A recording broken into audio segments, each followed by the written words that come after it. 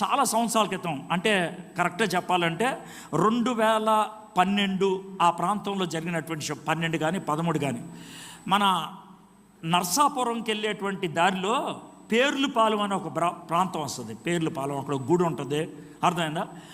ఆ పేర్లుపాలెం దగ్గరికి నేను, మా భార్య వాళ్ళ ఫ్యామిలీ మొత్తం ఓ బస్సు వేసుకొని వెళ్ళాం. మినీ బస్సు ఉంటుంది, అది వేసుకొని వెళ్ళాం. ఓ 30 మంది పిల్లలు అంతా కూడా వెళ్ళాం. మాకు తెలియదు కదా అక్కడ సముద్రం గురించి. ఎక్కడైనా సముద్రం బోల్డ్ అలలు వచ్చేస్తూ ఉంటాయి. మేము అలా నడుచుకుంటూ వెళ్తే అక్కడ అలలు రావట్లా, సాఫీగా ఉంది వాటర్. దిగిపోదాం అని వెళ్తే మా అత్తగారు బాబా బాబా అని గట్టి గట్టి అరిసి ముసలావిడి పరిగెత్తుకుంటూ వచ్చేస్తుంది.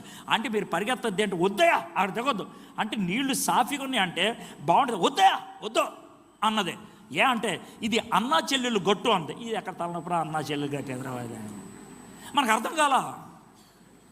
ఆ టేపు వెళ్దామయ్యా అంటే అక్కడ పెద్ద పెద్ద అల్లు వస్తున్నాయి. అదే మంచిదయ్యా, ఇది మంచిది కదయ్యా అని అన్నది. అని ఎందుకంటే అంటే నువ్వు అవతలకే అన్నది. ఆవిడ చిరాకు పడుతుంది కదా అని వెళ్ళిపోయాం. మేము అంత దూరం వెళ్ళి ఆడుకుంటున్నాం నీళ్ళల్లో, అర్థమైందా? ఈలోగా విజయవాడ లైలా కాలేజ్ నుంచి ఒక డ్రిల్ టీచరు 13 మంది కుర్రోళ్ళు వచ్చారు. వాళ్ళు వచ్చి ఎక్కడైతే ఇక్కడ సాఫీగా ఉందో అక్కడ దిగుతున్నారు. మా అత్తగారు అక్కడ కూర్చొని అరుస్తుంది వద్దయా అని. వాళ్ళకి అర్థం కావట్లేదు, వినబడట్లేదు. వాళ్ళు దిగేశారు. 13 మంది దిగారండి. దిగిన 2వ నిమిషం 11 మంది కొట్టుకెళ్ళిపోయారు. మా కళ్ళ ఎదురుగా మేము పరిగెత్తుకుంటూ వచ్చాం. వాళ్ళు అరుస్తుంటే పరిగెత్తుకుంటూ వచ్చాం. వాళ్ళు చేతులు ఊపుతూ మునిగిపోయి వెళ్ళిపోయారు. ఎప్పుడేం చేయలేపారు, 11 మంది కొట్టుకెళ్ళిపోయారు. అప్పుడు అడిగాను, అంటే అన్నా చెల్లెలు గట్టి అంటే ఏంటి అన్న. అప్పుడు అయ్యా గోదావరి సముద్రంలో కలుస్తుంది.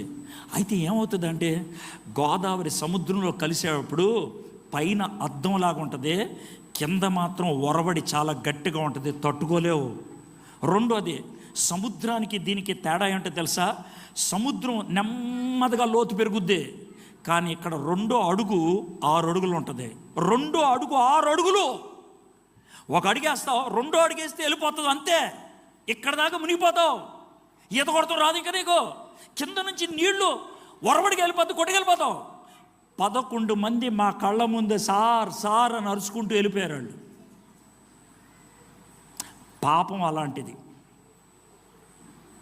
బయటికి చాలా సాఫీగా కనబడుతుంది, అందరూ నవ్వుకుంటున్నారు, నేను కూడా వెళ్తున్నాను. అందరూ పార్టీ చేసుకుంటారు, నేను కూడా వెళ్తాను. బయటికి సాఫీగా కనబడినట్లు పాపం కింద ఉండదు. చాలా జాగ్రత్తగా ఉండాలి.